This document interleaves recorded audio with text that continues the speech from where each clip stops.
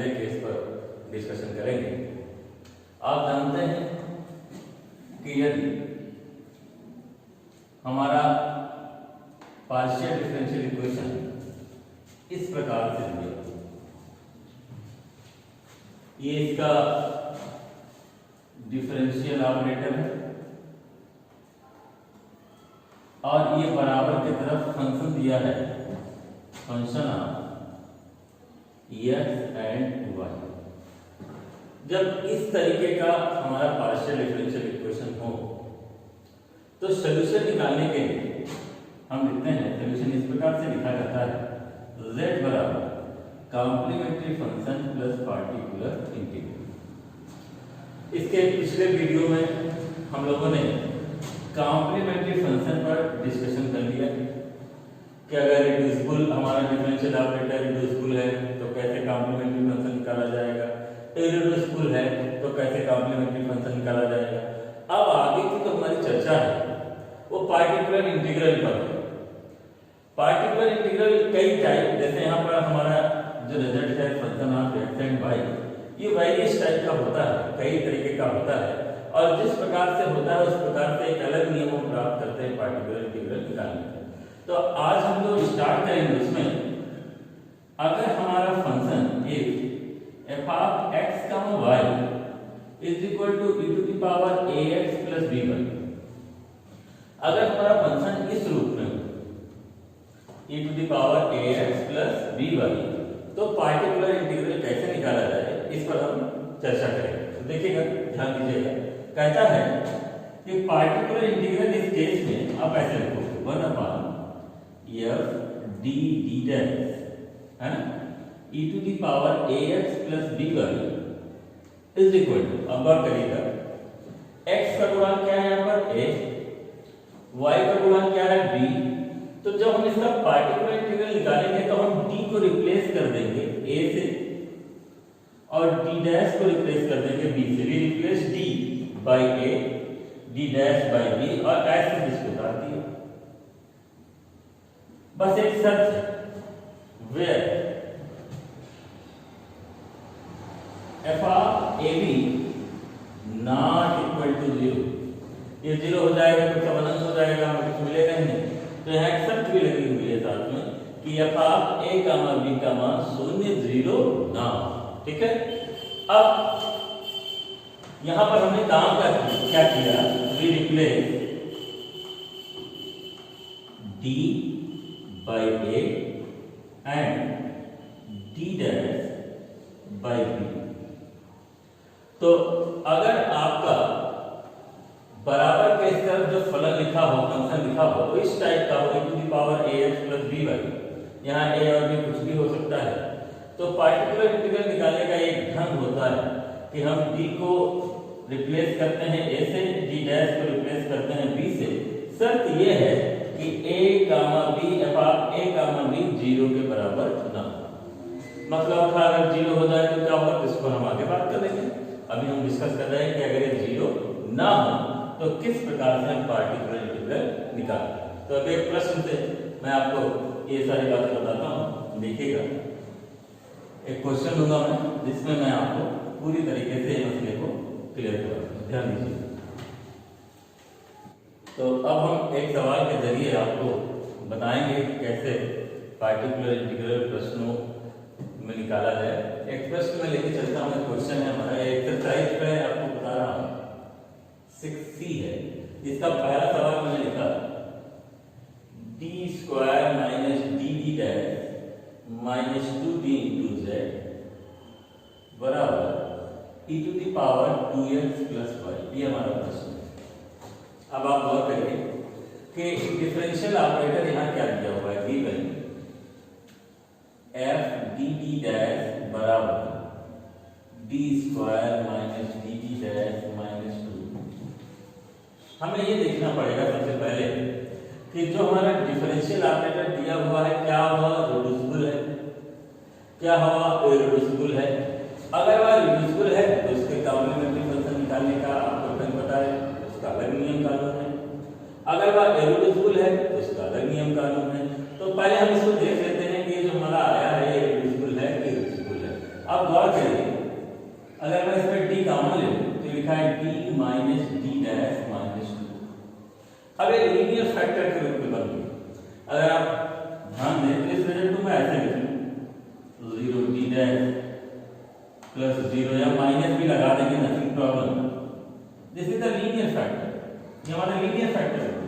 आपके मन में प्रश्न उठेगा यहाँ प्लस का लगाया माइनस भी लगा दें, नथिंग प्रॉब्लम, क्योंकि आगे यहाँ पर क्या लगा हुआ है 0, तो 0 के आगे अगर आप प्लस लगा देंगे माइनस लगा देंगे इससे कोई फर्क पड़ने वाला नहीं है। ये आपको समझाने के लिए मैंने लिखा कि कैसे हम इसको बता पाए कि ये हमारा लीनियर फैक्टर के प्रोडक्ट के रूप में लिख गया। तो हमने कहा था we see that the given differential operator is reducible। हमने देखा कि हमारा जो डिफरेंशियल ऑपरेटर है वो रिड्यूसिबल है। अब कॉम्प्लीमेंट्री फंक्शन कैसे लिखा जाए ना, कॉम्प्लीमेंट्री फंक्शन बराबर पहले इसकी बात करें, ठीक है। तो हमने लिखा e to the power 0x।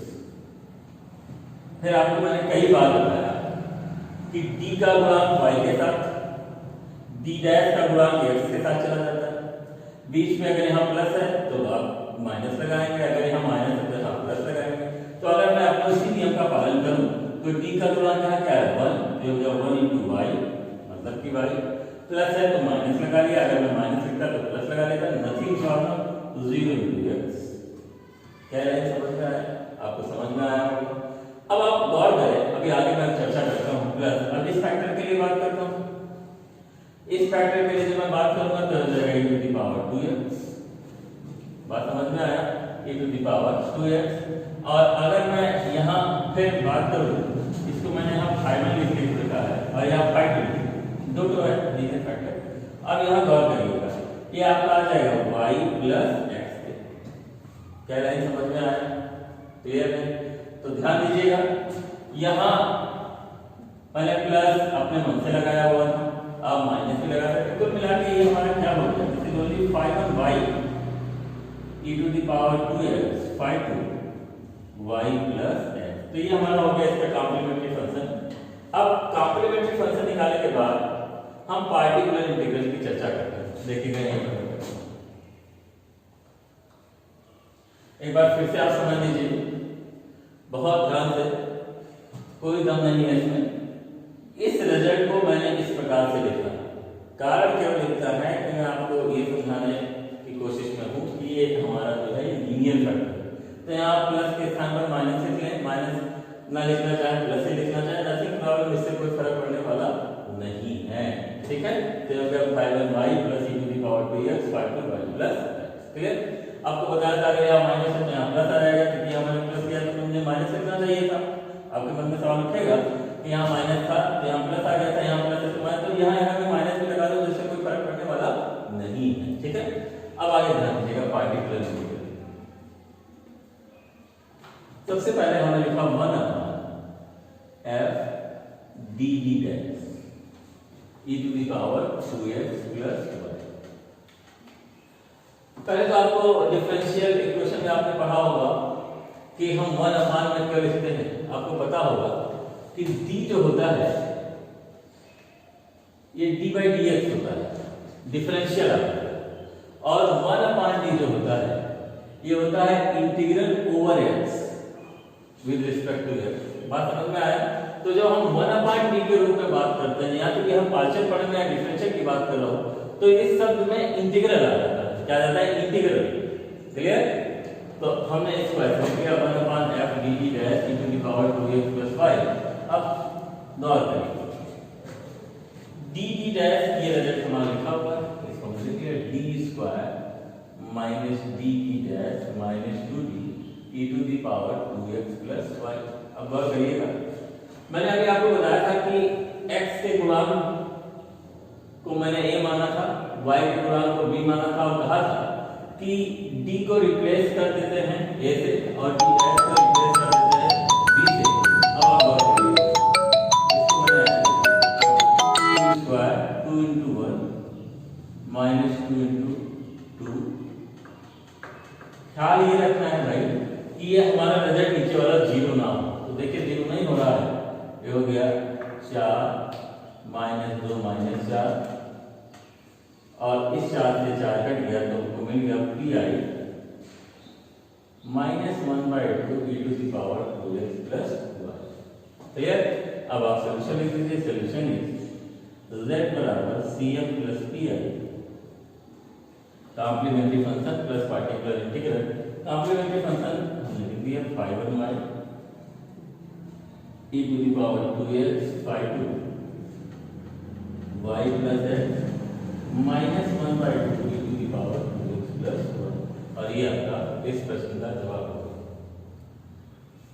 ध्यान में रखिएगा कि जब बराबर के इस तरफ हो तो पार्टिकुलर इंटीग्रल भी हमको निकालना पड़ता है। बराबर के इस तरफ फंक्शन ऑफ x और y आज हमने किया है e to the power ax plus by के रूप में। ठीक है, अब एक सवाल मैं और आपको बता देता हूँ, जिसमें हमारा जो डिफरेंशियल ऑपरेटर है वो इररिड्यूसिबल, तो फिर हम कैसे काम करें?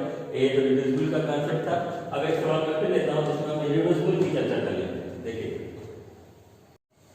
तो अब मैं एक नया क्वेश्चन लेकर के आया हूँ जिसमें हमारा जो डिफरेंशियल ऑपरेटर है वो इररिड्यूसिबल है। देखिए कैसे, गिवन f dd डैश बराबर t square minus d dash plus 4।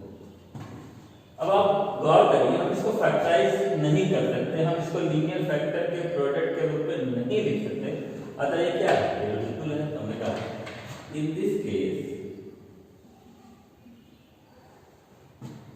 The given differential operator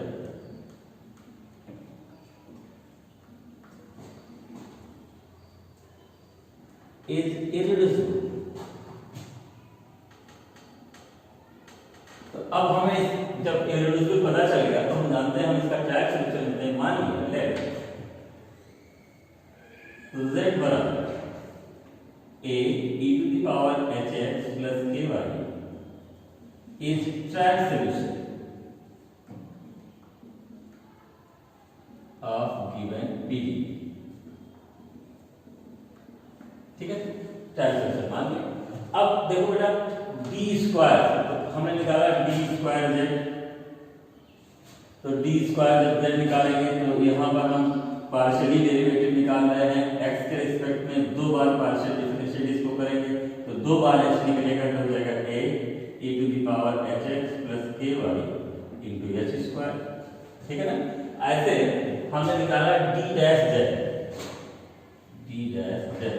अब d डैश आप जानते हो कि ये y के सापेक्ष पार्शियली डेरिवेटिव को निरूपित करता है, तो अब हम यहाँ पर इसको y के सापेक्ष पार्शियली डेरिवेटिव इसका निकालेंगे, डिफरेंशिएट करेंगे तो एक बार के बाहर निकल आएगा, तो हो गया a e to the power hx plus ky into k।